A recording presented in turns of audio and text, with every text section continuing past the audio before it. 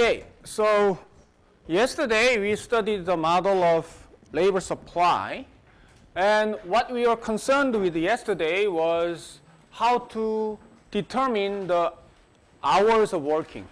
Okay, so the hours of working, how it changes, for example, when the non-labor income increases or decreases, and how it changes when the wage rate goes up or goes down, right? That's what we have studied yesterday, right? And if we summarize it, basically, if the non-labor income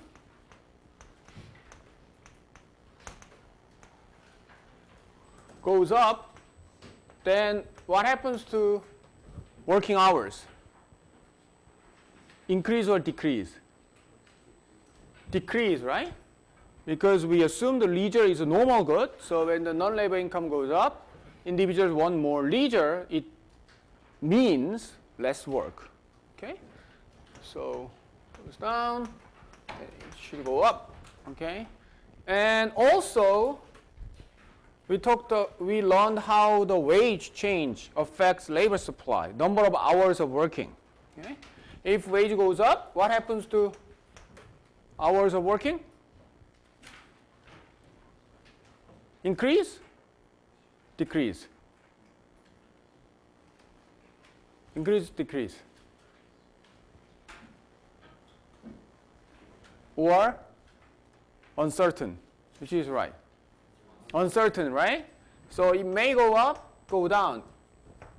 Going up part, what effect? Substitution effect. Okay? And going down part, what effect? Income effect. So the way of thinking is that when the wage goes up, price of leisure goes up, so the individuals want less leisure because it's expensive, so they substitute, okay, substitute consumption for leisure. So that's the substitution effect. And wage go up, then since the individual is likely to have higher income, so the one more leisure means less work. Okay, so combination of income and substitution effect will determine how the number of hours working changes. Okay, may go up or go down, and that's what we learned yesterday. What you're going to do today first is to think about why some individuals work and why some individuals do not work. Okay? So, let me ask you a question. Among you guys, okay, working, okay, here, we define work as working for at least 1 hour a week for pay. That's working. Okay, that's a standard definition of working, statistical definition of working in most countries is if the individual works at least 1 hour, okay, in a week for pay, then we say that person is working, or we say that the person is employed. Okay? So I will just take a survey of you. Among you guys, raise your hand if you are not working. So meaning that I don't work even 1 hour for pay a week. So it's for pay only, okay? If you're doing for a hobby or for charity, it's not working. Raise your hand. I'm not working at all. Yeah, don't worry. Okay. Then among you guys, okay, those who are not working, raise your hand. If you are not fine, if you are not looking for work. I'm not looking for work. I'm not looking for work, for pay. I'm not working, and I'm not looking for work. Yeah, right now. For now. Let's say this week. I'm not working. I'm not looking for work. It's quite a lot, right? I'm probably more than half. Okay, it's not something surprising, right? If you ask this question to most full-time students, okay, then absolute majority of them say that I'm not working, okay, or looking for work. Obviously, there are actually students who work, okay, and or looking for work, but the majority of them are not working or looking for work. Actually, if you think about it, there are actually so many people are like that. For example, like if you look at elderly people, okay, a lot of elderly people are not working or looking for work, right? And let's say there are lots of stay-home parents, okay, stay-home mothers, and sometimes stay-home fathers actually. Those people are not working for pay, even though they work at home, okay, it's not for pay. So this person is not employed in statistical sense, nor looking for work. So we have actually a bunch of people, okay, who are not working or looking for work. Actually, if you look at the statistics, okay, in some countries, these individuals, like 40% of total individuals are not working or looking for work, okay, depending on which country you look at. Okay, so that's the question that we are asking. Why these people are not working or even looking for work? So they're not willing to work, basically, we can say. It's not willing to work. Why? So, think about it. Think about yourself. Why are you not working? Okay? The question for you, why you are not working? Okay? Think about it. Now, how can you make that person to work?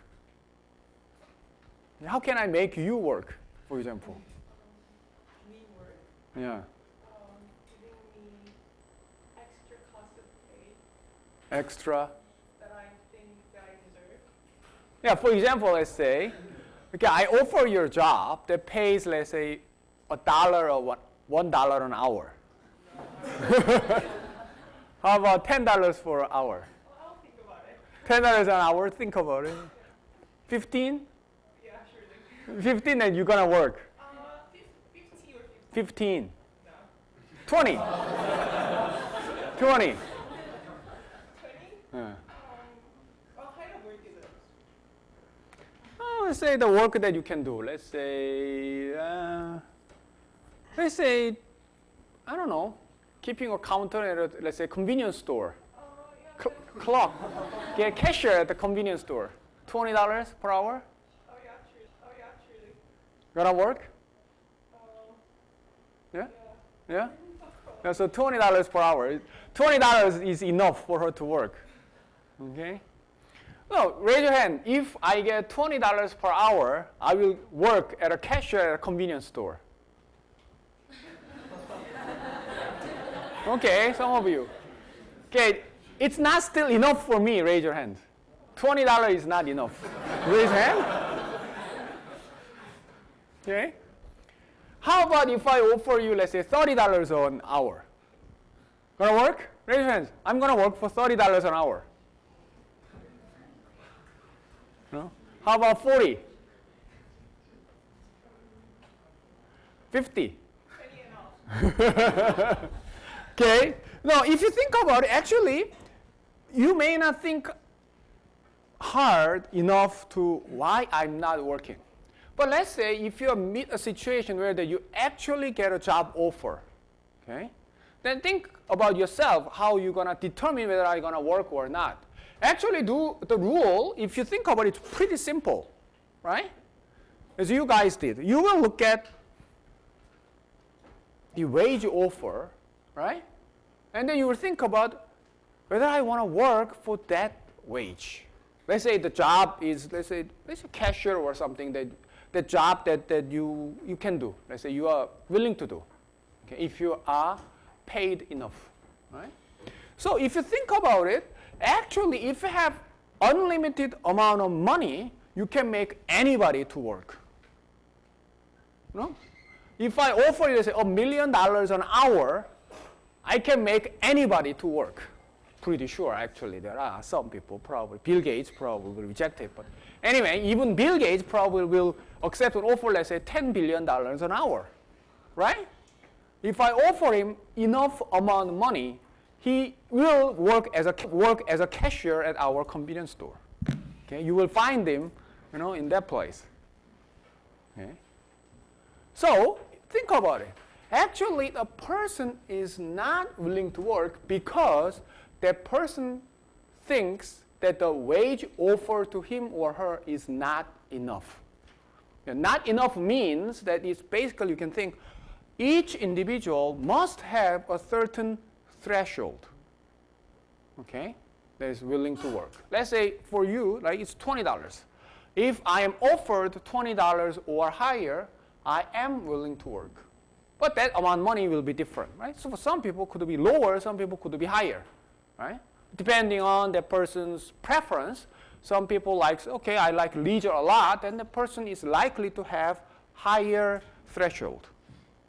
And if the person, let's say, is very rich, then it's likely the person has very high threshold. Okay? Still, if that person happens to have a wage offer that goes beyond the threshold, that person is likely to work, right? So it's a pretty simple idea. Why some people is not working? Because that person cannot find a job that satisfies that threshold. That threshold, we call it the reservation wage. It's just that, it's just the term for that threshold we use in economics, reservation wage. Okay?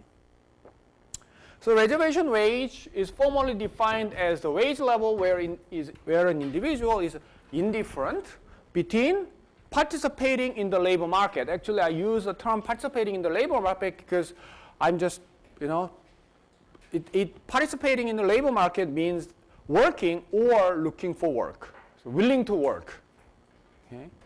But if you think about the perfectly competitive labor market, the person should be working if the person is participating in the labor market. So I'm just saying working. So working and participating in the labor market is pretty much the same in this sense.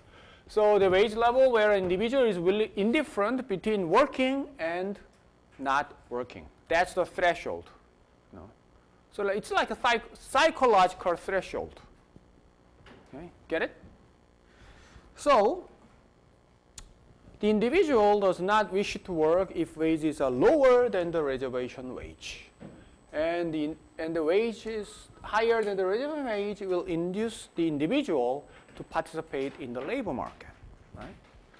So if I know an individual's reservation wage and if I have unlimited amount of money, I can make anybody to work.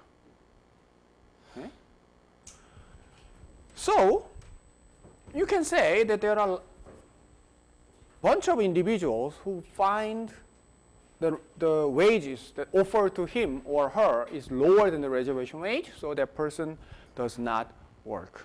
Okay? That's how we look at working or not working decisions. So comparison between the wage offered and the reservation wage.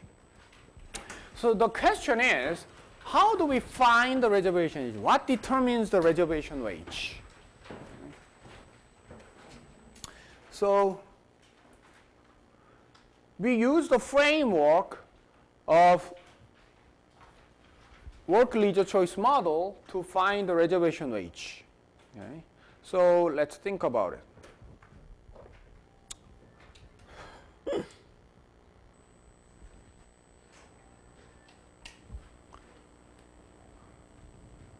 Okay. So let me draw a diagram, basically the same diagram, but I will just draw a diagram.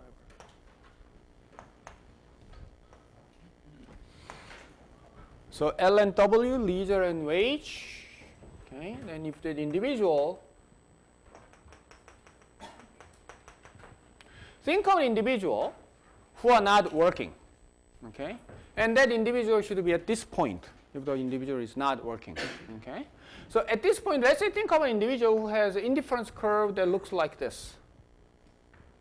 Okay, and our task is to make that person to work by offering a wage rate that makes this person to work.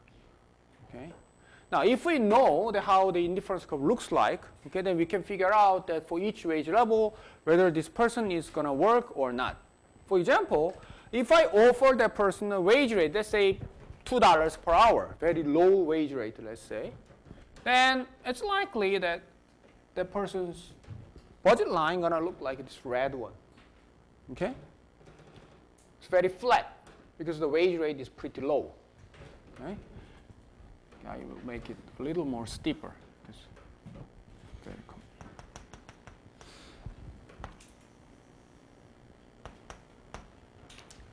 Let's say offer a wage rate that is pretty low.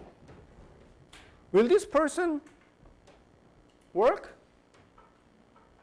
Not likely, right? It's not. Because if you find any point on this budget line, that person's indifference curve gonna look like this, right? So obviously for any level of work, the person will be actually worse off compared to this one. Worse off meaning that indifference curve is at the lower location than this current one. Okay? So that person is not gonna work. Okay? So what we have to do is that obviously we should offer a higher wage rate. Okay? So if we offer a wage rate like this, would that person work? No, right? Still not enough. Okay? What if we offer a wage rate like this? Gonna work? Gonna work, right? Obviously it's something like, probably something like this, right? Now if we think of reservation wage, that means that this line, the slope of this one is lower than the reservation wage, right? That's why this person is not working. This person's, the wage offered is below the threshold, okay? And this slope made that person to work, right? That means that this slope, the wage rate of this one is higher than the reservation wage. Okay? So if we are going to find the reservation wage for that person, for that particular person, it should be lower than this, right? It should be higher than this. Okay? So let's do that until we find the point, find the slope that makes that person just at the threshold. How do we do that? Actually, if you think about it, we make it that a little higher or a little lower, then at the end, where we're going to end up is like this one. In this diagram, it should be this thick red one. Why is it special about thick red one? This thick red one touches point E. At this point, the slope of this thick red line is equal to the slope of the indifference curve at this point E. Okay? So if you think of it, you just twist a little bit and make it steeper than this one, then you'll find that person gonna work. And if you make that a little lower, a little flatter than this one, then this person will surely not work. Like this one not working, like that one working. So this line actually gives us the reservation wage for that person. Okay? So you can say that reservation wage is given as the slope of the indifference curve at the point E. We can say at the point of not working.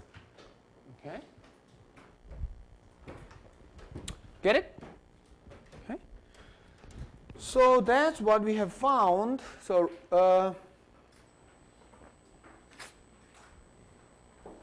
okay, this one is a bit different. Now let's think of this one, the second one. What affects an individual's reservation wage? First, if you think about it, the reservation wage will depend on, first, what's the shape of the indifference curve. If the indifference curve is flatter, the reservation wage will be lower or higher. Should be lower. If that indifference curve is steeper, then reservation wage must be higher. Okay? Because it just depends on the slope. Okay? Now, if you recall our, I think, discussion yesterday, the indifference curve becomes steeper if the person has stronger taste for leisure. Okay? So it makes sense. If the individual has a stronger taste for leisure, this person's reservation wage must be higher because that person likes leisure a lot, so it takes more higher wage to make that person to work. So that makes perfect sense. Okay? So first thing is how the shape of indifference curve looks like. So among you guys, some of you may have a stronger taste for leisure, and some of you have relatively weaker taste for leisure or stronger taste for consumption. I like consume. Okay, some probably I like free time. Then the individuals who have stronger taste for leisure gonna likely to have higher reservation wage, and those who have stronger taste for consumption likely to have lower reservation wage. Right? So for the same wage offered, some will work, some will not.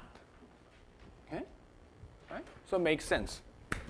Okay, then second thing that affects the reservation wage is non-labor income. Actually, if you think about it, if you make this distance higher, okay,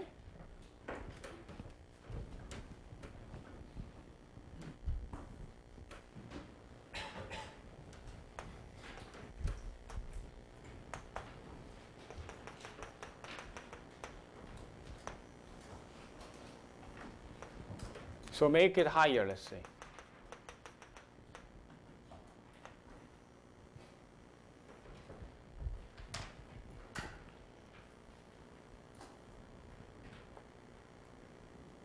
Then reservation wage will be higher. It's going to be steeper, that slope. It's difficult to see in the diagram. I'm going to say it. Okay. No, if you think about it, actually it makes a perfect intuitive sense. Okay. Let's say you have let's say you have, did I give you that same example? Let's say you find the recently deceased uncle that gave you a $1 million in inheritance. Okay? Okay. How it will make you, in terms of working?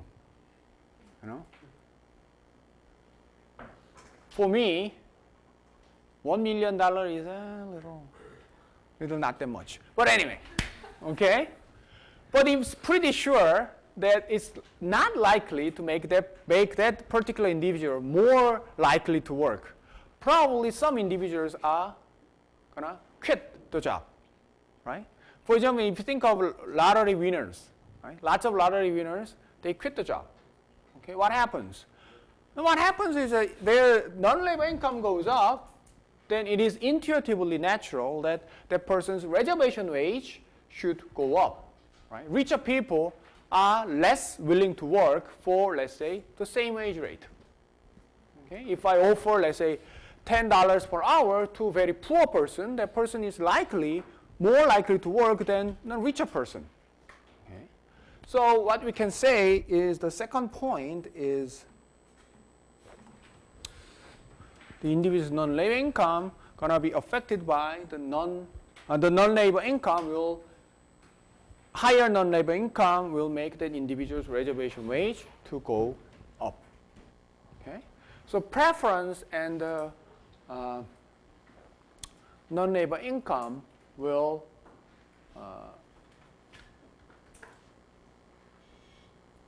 affect the reservation wage. Okay, I'm gonna explain the first part. Okay, so think of an individual who's not, let's say, think of a group of individuals. Okay? So this group of individuals, and let's say if we increase wage rate for that group of individuals,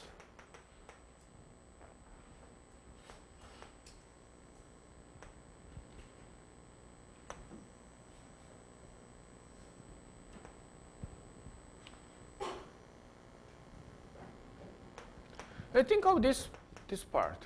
Okay? Let's say the wage rate,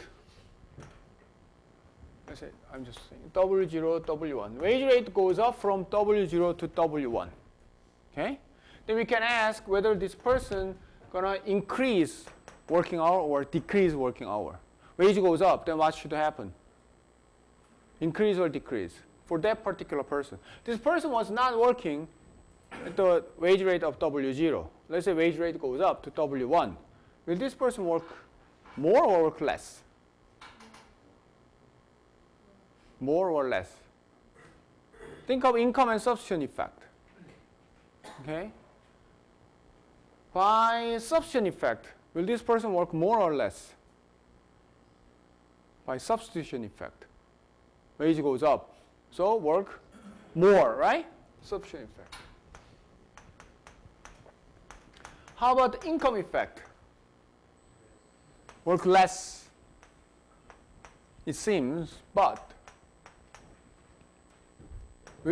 does this person have income effect? Think about it. This person was not working at all. Wage goes up. This person does not work. What happens to this person's income?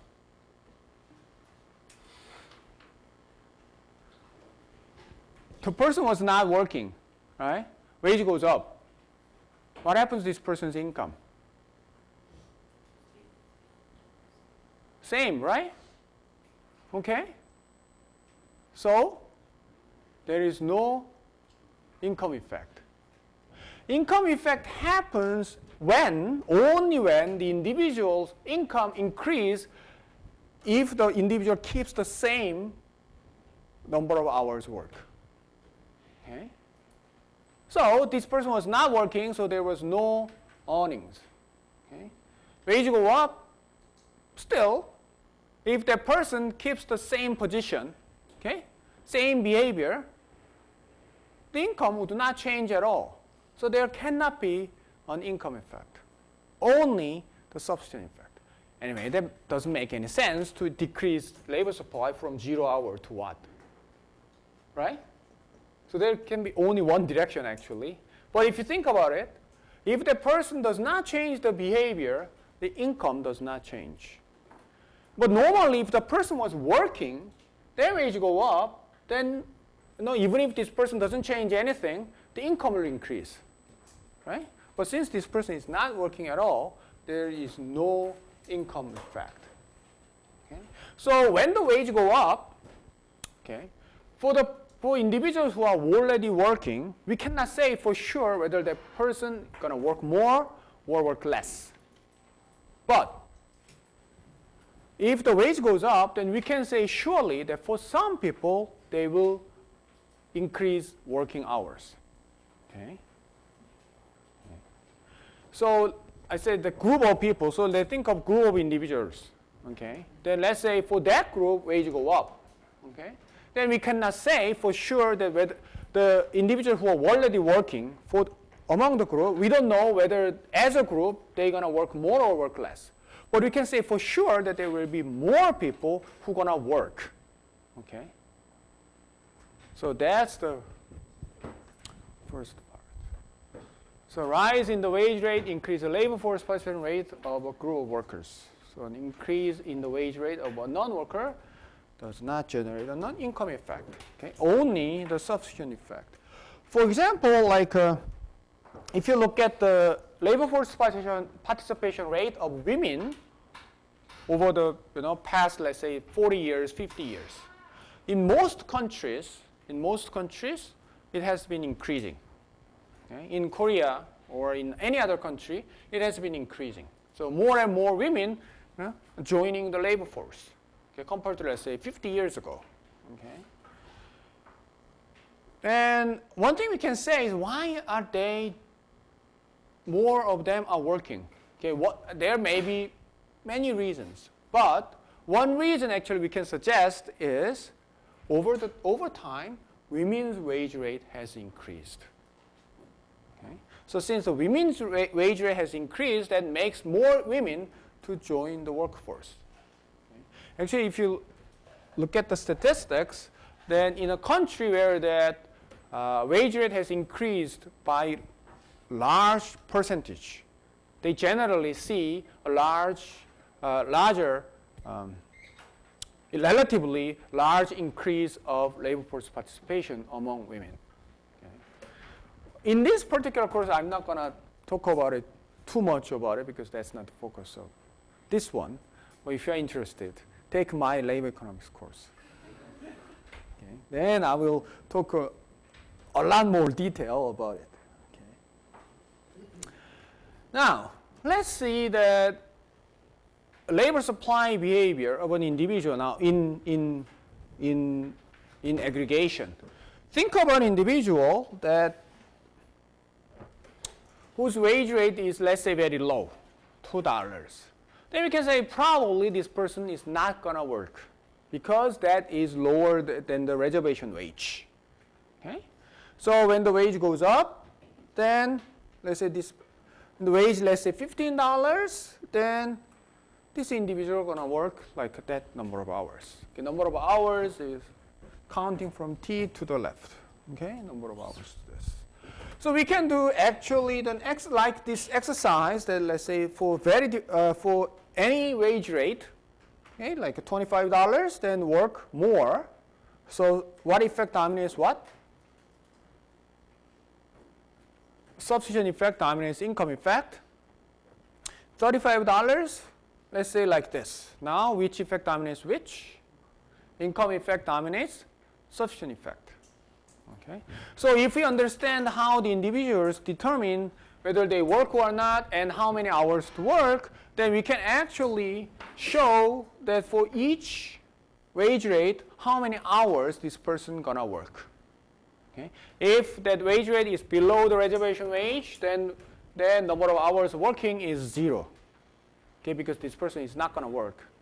And then when the wage goes up, then depending on substitution and income effect, it may increase or decrease. Normally, theoretically, you can show actually when wage goes up, at first, substitution effect is stronger than the income effect. And later, income effect tends to dominate the substitution effect, meaning that at first, when the wage goes up, then labor supply, number of hours increases. Then at some point, when the wage goes up enough, then reverse happens. So wage goes up, then number of hours working gonna decrease. So if you draw a diagram that shows that wage rate and the desired work hours, then what we get is labor supply curve. What we do is that basically we figure out the individual's choices, then we just map them in this diagram. So let's say if the individual's reservation wage is $2 and below $2, no, 0 hour. And above $2, this individual is going to work. At first, substitution effect dominates income effect. So when wage goes up, then desired work hours are going to increase. And let's say $25 and above, income effect dominates substitution effect, so gonna decrease.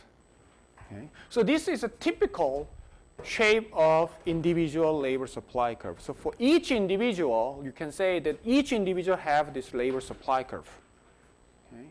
It's gonna be different from individual to individual because obviously the individuals have different preference and different non-labor income, right? So some individuals may have stronger taste for leisure than the person gonna have, let's say, higher reservation wage, and the slope gonna be different, and this threshold gonna be different as well. Some individuals may have very high threshold, some individuals may have very low threshold. But anyway, we can say that each individual has his or her own labor supply curve. Then we say that's individual labor supply curve. Okay? Get it? And if we aggregate them to a market, then we get actually market labor supply curve. Okay? So now, why did we study this? Okay? Later, what we are going to do is that we're going to look at, let's say, social welfare programs or social insurance programs. Quite often, those programs will change the individual's budget constraint. For example, one example is, let's say, think of like a social welfare program. Think of a lower income individual. What does, the social welfare program is in very simple form, it's just giving money to lower income individuals. Okay? That will obviously change that individual's budget constraint. Okay? It's going to change, for example, non-labor income. It may also affect actually the wage rate that the person is concerned about. That one we will see later. So anyway, so what happens here is that a lot of social programs going to change that individual's budget constraint, then using our model of work leisure choice model, then we can analyze using that model how it affects that individual's labor supply decision. Okay? So that's how we're going to use it later. So just remember, okay, that this model will show up, this work leisure choice model will show up very often, okay, throughout the semester. Any questions? Okay. Here I just, I'm just telling you again, the theory I gave you is it's just a very basic essence of the whole theory. Okay, there are a lot more to that actually. In my labor economics course, I usually spend at least 1.5 weeks, 2 weeks, to talk about only labor supply. Okay, so just that's what I'm just saying. Okay, now let's move on to labor demand. So we have looked at supply side. Now let's look at the demand side. So demand side, basically what we are concerned about later, obviously, is the labor demand curve. Okay. Then what is a labor demand curve? Okay, labor demand in the market economy comes from the producers, okay, the farms. Okay. Farms hire labor and capital to produce and sell it and make money, make profit. Okay, that's what farms do.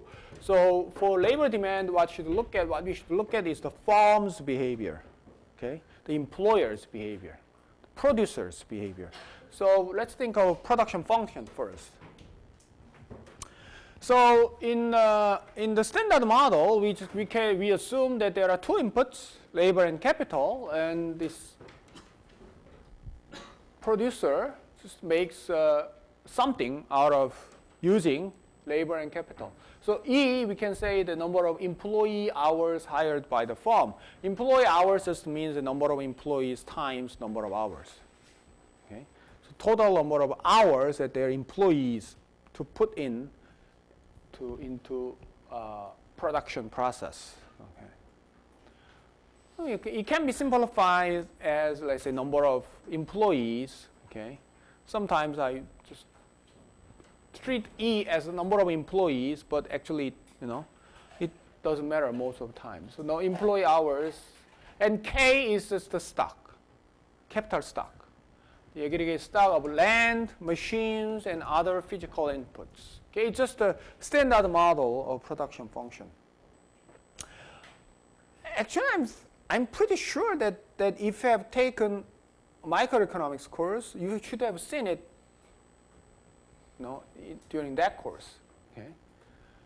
So we can define the marginal product of labor, so additional units of output produced by one more labor input, keeping other input, let's say keeping capital constant. Okay.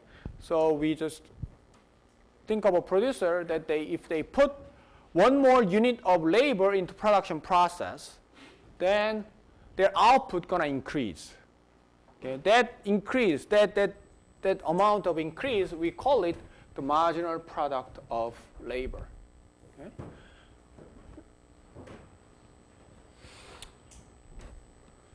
You can also define marginal product of capital, basically same idea, that labor and capital, we use one more unit of capital, okay? Then their production gonna increase, then with that amount, that increase is called marginal product of capital.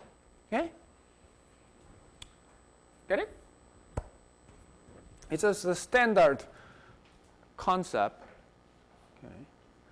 And it's important to assume that MPE and MPK are eventually diminishing. Okay?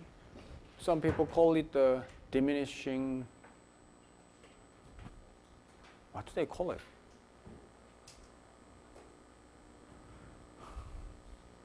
Diminishing marginal productivity? Huh?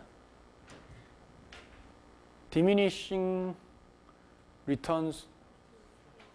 No, that's different. Diminishing rate of return or something. Okay, I forgot the name. Anyway, what is important is that if you put more and more labor, let's say, keeping the capital the same, you put more and more people to work, okay, then in general, at first, each individual will contribute a lot to production. But later, you know, that production, that contribution gonna become smaller and smaller and smaller. If it's not, you're gonna have a very strange situation. Why? Because every firm will wanna have infinite number of employees, right? Let's say if you put more and more employees, let's say each additional employee will contribute more and more to production, then obviously you want more and more people to work, right? Then in that situation, you're going to have very large companies everywhere, infinite size, you know, because you have more and more, then each individual will give you more and more, right? But obviously that in real world, okay, there are big companies, but we don't have infinite size of companies, right? A lot of companies are actually much smaller. So that, you know, in a way, it's evidence that MPE or MPK must be diminishing at some point. So anyway, we can assume that MPE and MPK are eventually diminishing. Okay, we define marginal product of labor, and here let's define the value of marginal product of labor. What is value of marginal product of labor? It's just the dollar value of the output produced by one extra labor input. So what it means is just simple. You put one additional labor into production, you have that additional product, and you sell it in the market, then how much money you can make. That's the value of marginal product of labor. Okay, that's the value of marginal VMPE. So it's just the price times MPE. Okay? So you can think of VMP as the gain you get by increasing labor input by 1 unit. Okay, what matters is not just how many more units they make. What actually matters is how much money you make out of that product, that additional products. That's the value of marginal product of labor. Okay, VMPK, we can define it a similar way, right? P times MPK.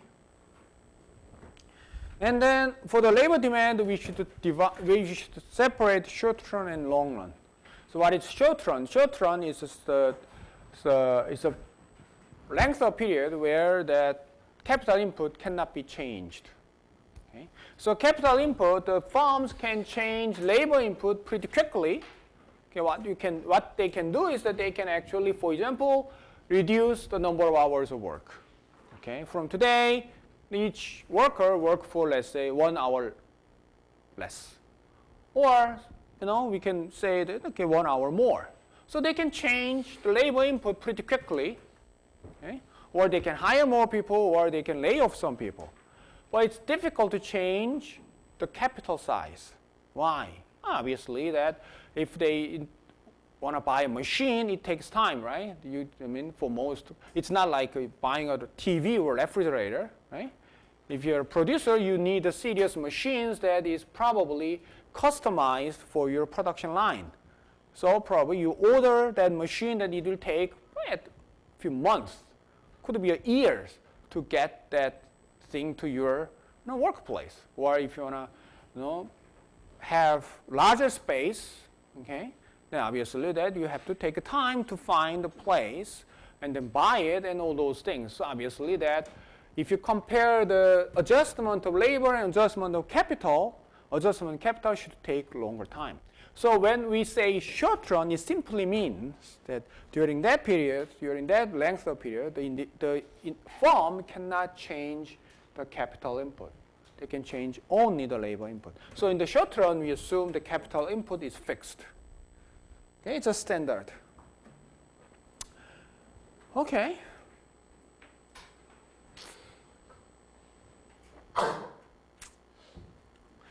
Okay,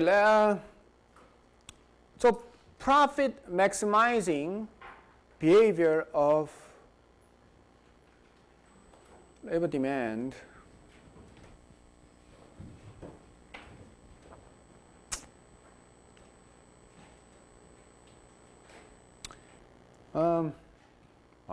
I shortened it really.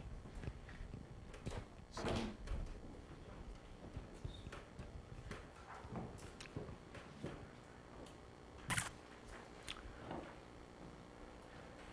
the idea is pretty simple.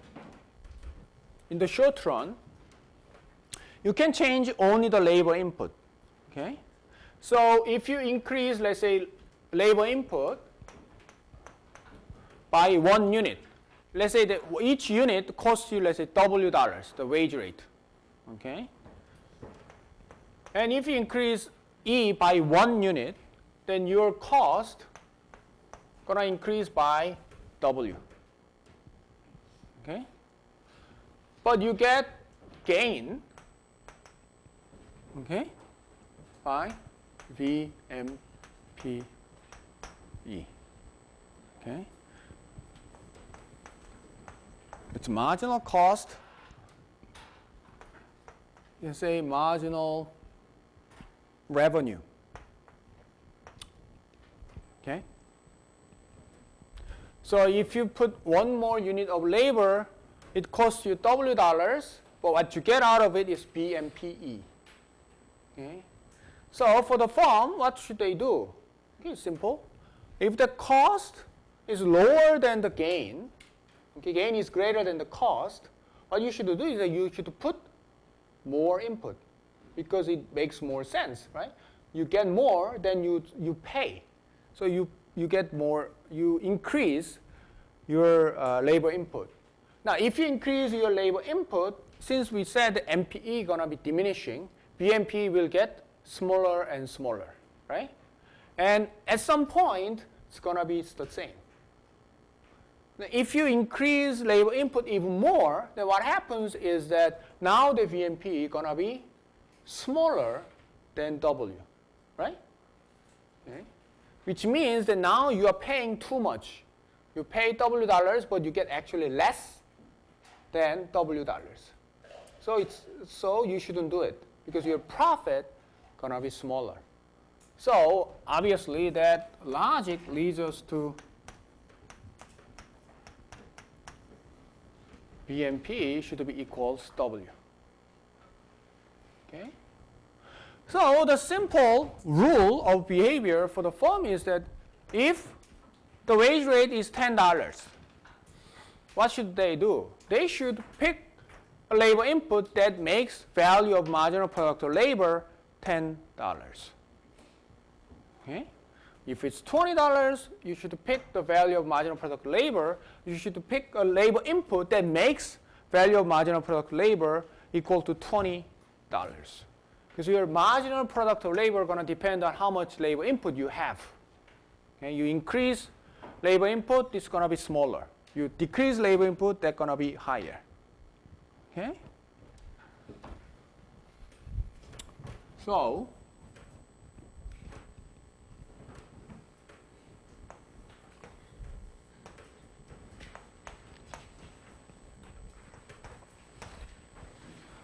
if you think of the individual firm's decision, how much labor input they should use, basically you can think of, okay,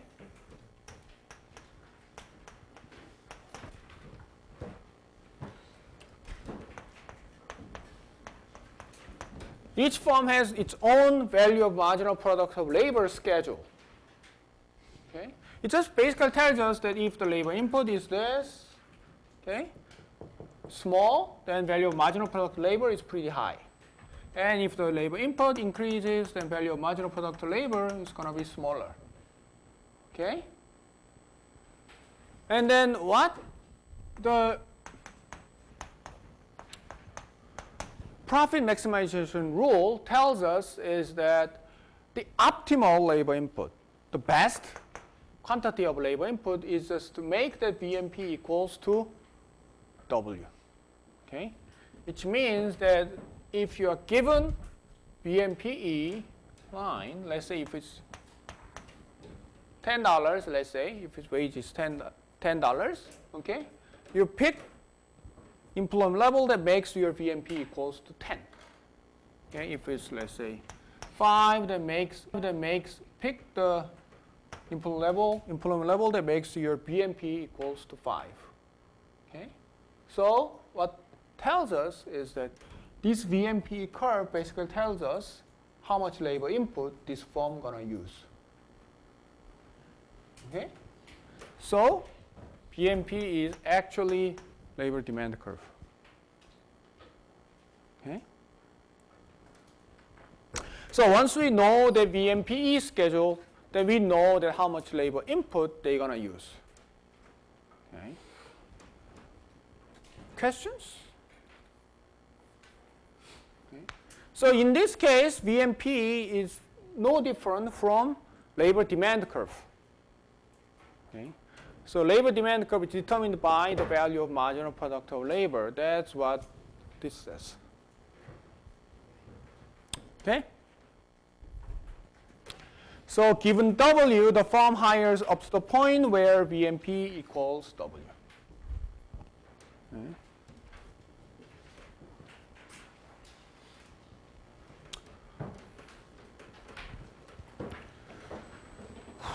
This is the standard theory of short-term labor demand. And labor demand curve is negatively sloped because marginal product of labor is negatively sloped. Okay? Meaning that when you have more inputs, marginal product of labor is decreasing. And since VMP curve is just labor demand curve must be decreasing and negatively sloped. That's the short-run side. Now, what is more interesting is the long-run side. Let's think of long run. So in the long run, this firm can change labor input and capital input. Okay? To think of this one,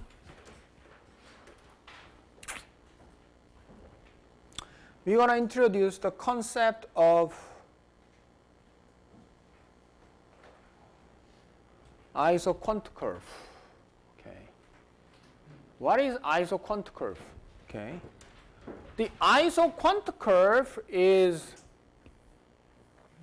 iso means equal. Quant means quantity. So isoquant just means equal quantity. But it's equal quantity. Equal quantity just means that the combinations of capital and labor input that produces equal quantity. Okay? So that is isoquant curve. So for example, you pick point X, then you have certain number of labor input and certain capital input. Okay? And then you can pick actually other points that makes the same amount output but using different combinations. Okay? For example, if they reduce the capital by delta K, and then if they increase labor input by delta E, then you get the same output. Okay? Then X and Y gives you same output. Then we can say that X and Y are on the same isoquant curve. So you can actually map out all the points that gives you the same output, then we call it the isoquant curve. And isoquant curve is obviously negatively sloped, meaning that if you increase one input to produce the same output, you have to decrease the other input. If you increase both inputs, you cannot produce the same output. You will produce more output. If you decrease both inputs, you will produce less output, not the same. Okay? So isoquant curve must be negatively sloped. Another cannot intercept, okay, obviously, because if you intercept, then it's strange.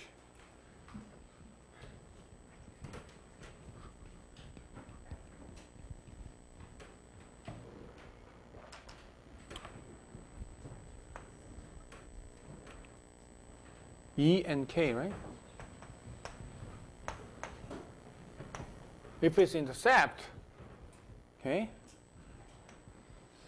that doesn't make much sense because, why? Because if A and B are on the same isoquant curve, A and B, same output. And A and C are same isoquant curve, A and C, the same output, right? So B and C must give you the same output because they are all equal to A, but it doesn't make any sense, right, if you look at the diagram. Because higher employment, higher capital, same output, that doesn't make sense. So it shouldn't be the case. Okay? So you cannot intercept. Okay, higher location indicates more output, obviously, because if you're higher in location, that means more employment, more labor, and more capital. So that means higher output. So farther away from this corner, the original corner, origin, then you have higher inputs.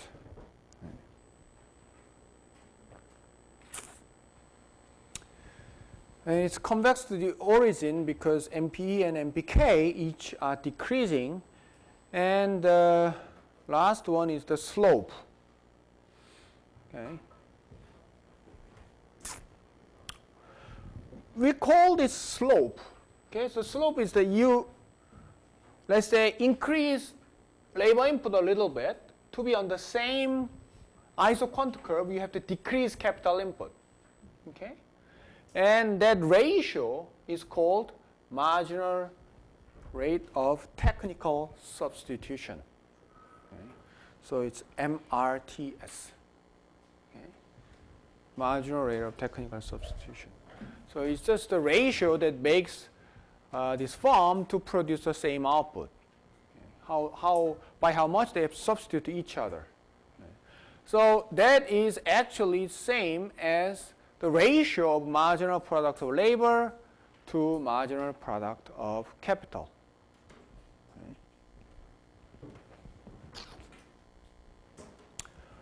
Okay, so that's the basics of isoquant curve.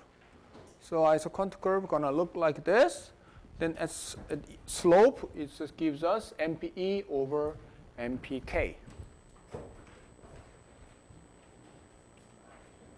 Isocost lines is that isocost just means equal cost. Okay? So equal cost, as you can guess, is just a combination of capital and labor that cost the same amount of money to the company, to the firm. Okay? So obviously the isocost line should be negatively sloped, right? Because if you put more labor to pay the same amount in total, you have to decrease capital input. So isocost line gonna look like this line. Okay? Okay, so the isocost line indicates the possible combinations of labor and capital the firm can hire given a specified budget. Okay. Okay. So higher cost lines indicate higher, obviously, that if you're higher cost lines, then you put more capital and more labor, so it should cost more. Okay? So farther away, higher cost. Okay. The last thing is the slope. Okay, now think about it. How do you get the slope? Actually easy. If you have no capital input, let's say your cost is C0, and if you have no capital input, then your labor input gonna be the total cost divided by the wage. So that's C0 over W. Okay? So this is the maximum capital input the individual firm can have. Okay? No capital, only labor, C0 over W. So W is the unit cost of labor. And R is the unit cost of capital. So if the firm does not use any labor, only capital input, it's going to be C0 over R. Okay? So one extreme is C0W, the other extreme is C0 over R. And what is the slope? And then in between, you can actually put more employment but lower capital, and you can draw a line. Then if you look at it, the slope must be W over R. Okay? It's a simple calculation. So W over R. Okay, so W over R. So we have isoquant curve, and we have isocost curve. Okay, then slope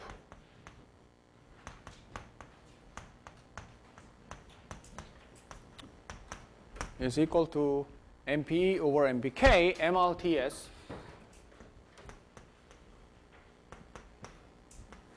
The slope is W over R. Actually, they each have negative sign, but we just figure out the negative sign. Okay? And slope gonna be important. I mean, in economics, every diagram, slope is important.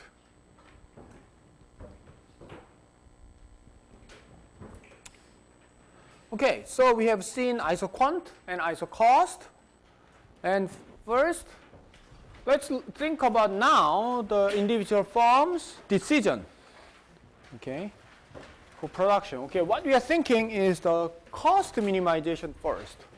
What is a cost minimization? Okay, let's think of this idea.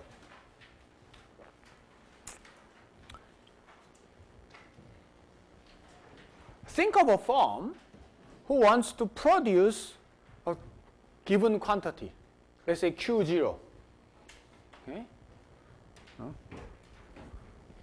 Let's say you're Samsung Electronics, so you wanna produce, let's say, Galaxy Note 7, which does not explode anymore. Okay? Let's say you want, then you probably have a goal, right? You probably have let's say we should produce, let's say, 100,000 units per week or something. Okay? So let's say you are in charge of a production of a factory that gets orders, okay, from Samsung Electronics. Then the order says that, okay, produce 10,000 units every day, okay, for example. So your goal is to produce 10,000 units. Okay? Then what you have to decide, let's say you are in the long run situation, okay, so you know in advance that you have to produce 10,000 units every day.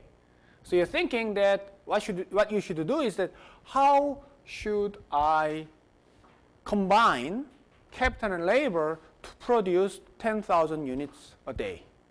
Okay? There are possibly infinite combinations you can think of. What is the best combination? The best combination must be the cheapest combination, right? You want to make money at the end, right? And as much as possible. So how do you do it? You have to produce at the lowest cost. Okay? That's the the goal that you want to achieve. Okay? How do you achieve it? Actually, now you know the isoquant and isocost. Actually, you combine them and you can actually figure it out. How? Now, first, you have a goal. Produce Q0, 10,000 units. Okay? And then you can think of every combination on it. Okay? And then you can figure out that what is the cost for each point on the isoquant line, isoquant curve. For example, let's say you think of point B or point A, that gives you Q0, production of Q0, but you have one straight line, then this distance from here to here gives you the cost. Okay? Now you should ask, can I find the cheaper way to produce Q0, right, than A and B? So what you do is that you actually try to shift this isocost line inward, right? So you just push it down and push it down and push it down, but you should not go over. You should be on the isocont line, isocont curve, right? What you should do, you should push it to the limit, which is point P, right? Obviously. So you have a goal of Q0, then you can figure out, okay, P is the best way, the cheapest way, or cost minimizing way to produce Q0. Okay. So what's special about this point? The slope is important, right? The slope of isoquant is equal to the slope of isocost. Okay? Makes sense?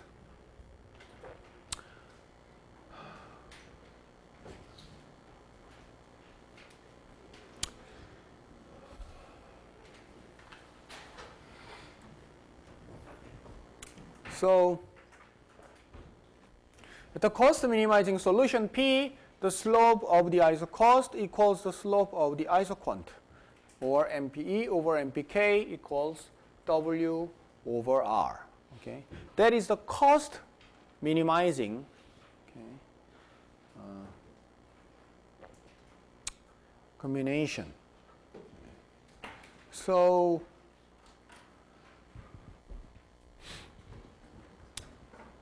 using that rule, we can figure out that how much labor input this firm going to use. In this case, 100 units. Okay? So this firm will hire 100 units to produce Q0. Obviously, this number of units is going to change if this output changes. Let's say the order changes from 10,000 to 12,000. Then obviously you have to produce at a higher isoquant line, quant curve, then you move it up, right? Then you probably hire more labor input. So this labor demand curve, okay, this labor demand will depend on, in this case, three things. One is actually two things. Given you have isoquant curve. One is the ratio of W to R, right? When wage changes, for example, or rent changes, this point is going to change. Another thing is the desired output. When it changes, then even W over R doesn't change, your labor input going to change. Okay? So that's why we call it the conditional labor demand. So in this particular case of labor demand curve, so what we are going to do is, for example, that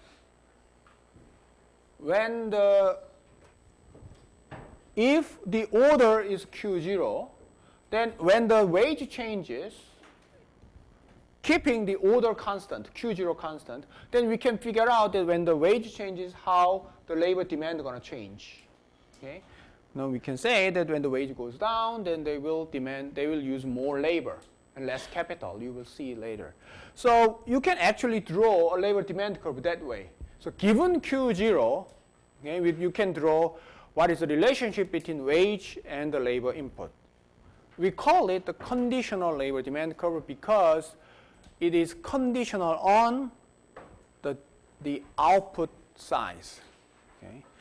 This labor demand curve is valid only when the desired output is Q0 units. It's 10,000 units. Then you have labor demand curve, conditional labor demand curve. If you have different units, then you will have different conditional labor demand curve. Okay? So from cost minimizing exercise, we can derive conditional labor demand curve. And this is going to be different from the labor demand curve we say, so we're going to talk about it in the next lecture. Okay? So today, this is it.